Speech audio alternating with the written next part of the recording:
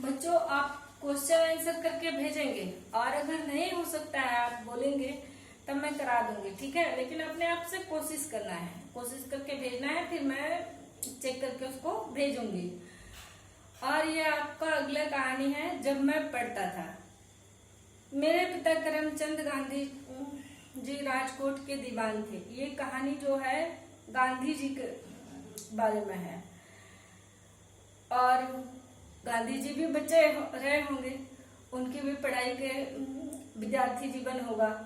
तो जब वो छोटे थे और तब उनके साथ एक वाकया हुई थी, उन्हीं को आपकी कहानी में दिखाया गया है। तो उनके पापा का नाम क्या था? पिताजी का नाम था करमचंद गांधी। वो राजकोट के दीवान थे, सत्यप्रिय, साहसी और उदार व्यक्ति। सत्यप्रिय मतलब जो हमेशा सच बोलते थे, और उदार मीन्स के सबको मदद करते थे। वे सदा न्याय का साथ देते थे। माता जी का स्वभाव बहुत अच्छा था। वह धार्मिक विचारों की महिला थी। पूजा पाठ किए बिना वह भोजन तक नहीं करती थी। वह 2 अक्टूबर सन 1869 ईस्वी को पोरबंदर में मेरा जन्म हुआ। मेरी उम्र 7 वर्ष रही होगी जब पिताजी पोरबंदर से राजकोट आ गए, जहाँ पर मैंने प्राथमिक पाठशाला, फिर कस्बे के स्कूल से ही हाई स्कूल के शिक्षा प्राप्त की। मुझे याद नहीं है कि इस दौरान कभी भी मैंने किसी शिक्षक या लड़के से झूठ बोला हो। गांधी जी के बारे में तो आपने सुना ही होगा कि वो कभी झूठ नहीं बोलते थे।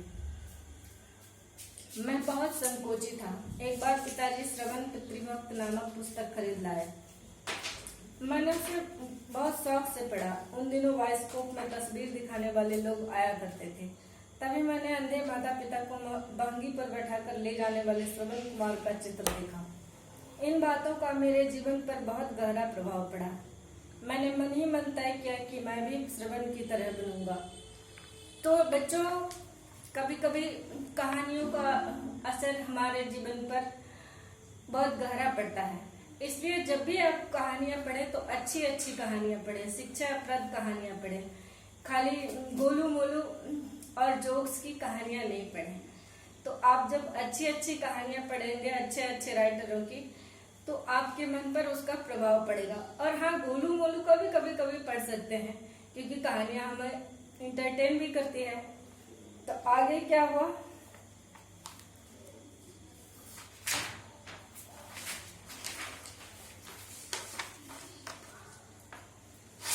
एक बार मैंने सत्यवादी हरिश्चंद्र का नाटक देखा और इतना पसंद आया कि बार बार उसे देखने की इच्छा होती।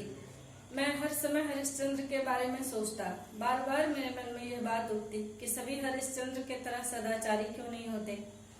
और यह बात मेरे मन में बैठ गई कि हरिश्चंद्र की भांति चाहे जितना कष्ट उठाना पड़े, मैं सत्य का कभी साथ नहीं छोड़ूंगा।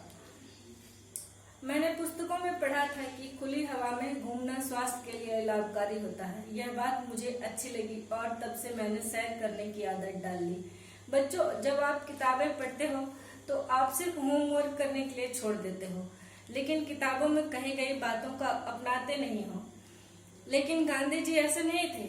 उनके मन पर गहरा प्रभाव पड़ता था और वो जो भी पढ़ते थे वो उसे अपने जीवन में उतारते भी थे, यानी वैसा ही व्यवहार अपने जीवन में करते थे। तो आप लोग भी ऐसा ही कीजिए। इससे आप देखेंगे आप बहुत ही अच्छे बनेंगे, बहुत ही सफल बनेंगे। एक भूल की सजा मैं आज तक पा रहा हूँ। पढ़ाई के लिए लिखावट का अच्छा होना जरूरी नहीं है। यह गलत विचार मेरे मन में पता नहीं कहाँ से आ गया था, जो इंग्लैंड जाने तक मेरे साथ रहा।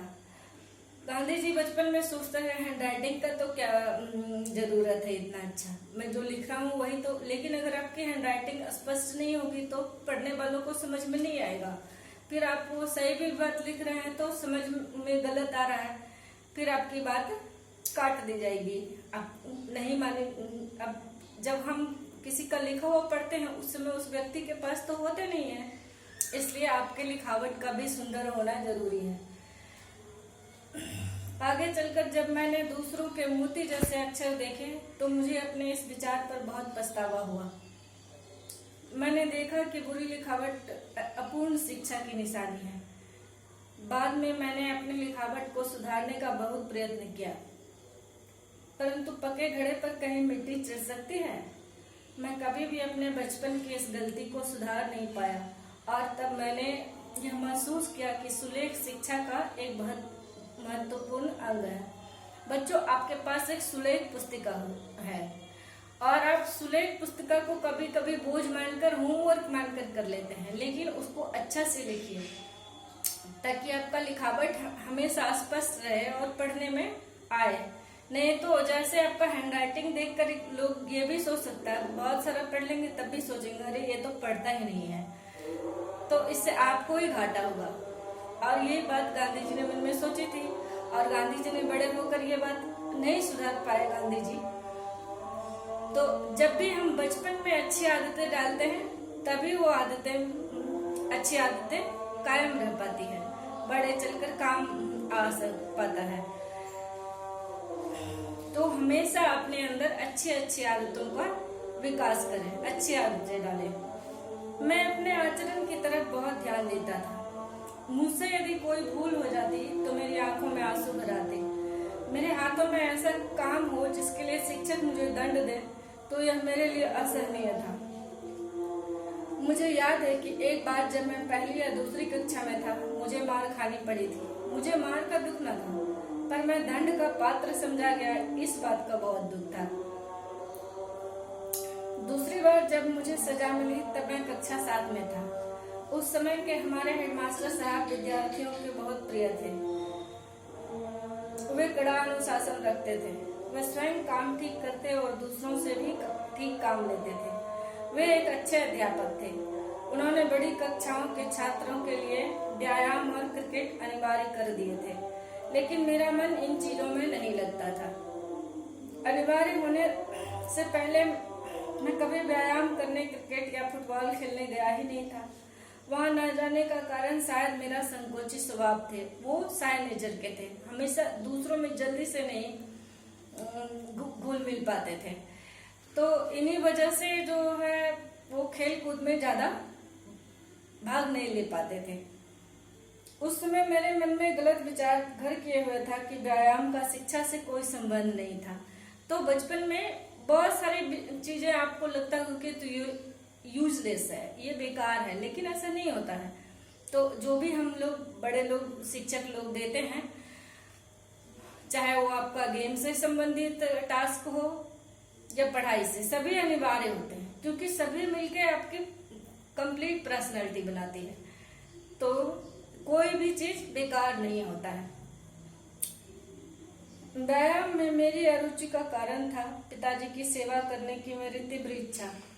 स्कूल खत्म होते ही मैं घर जाकर उनकी सेवा में लग जाता। स्कूल में व्यायाम अनिवार्य होने से मेरे इस कार्य में विघ्न पड़ने लगा। मेरे पिताजी की सेवा के लिए व्यायाम से छुटकारा पाने का प्रार्थना पत्र दिया, लेकिन हेडमास्टर साहब कब छोड़ने वाले थे। एक शनिवार को जब स्कूल सवेरे का था और सभी को शाम को 4 बजे दोबारा घर से स्कूल व्यायाम के लिए जाना था, मेरे पास घड़ी नहीं थी। आकाश में बादल थे। इससे समय का पता न चला। मैं बादलों से धोखा खा गया और जब स्कूल पहुंचा तो सब जा चुके थे। दूसरे दिन मुझसे कारण पूछा गया। मैंने जो बात थी बता दी। हेडमास्टर साहब ने उसे नहीं माना और मुझ पर 1 आना या 2 आना, ठीक से याद नहीं, जुर्माना लगा दिया।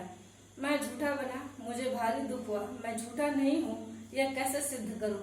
कोई उपाय भी नहीं था। मैं मन मार कर रह गया।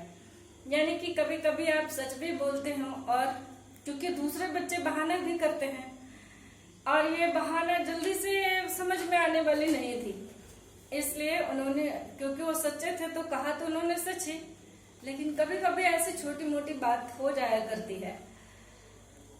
लेकिन गांधी जी की एक सबसे महत्वपूर्ण विशेषता क्या देखा आपने इस लेसन में, कि वो जो कुछ भी पढ़ते थे उसे अपने जीवन में व्यवहार में लाते थे, यानी कि वो वैसा ही बनने का कोशिश करता है।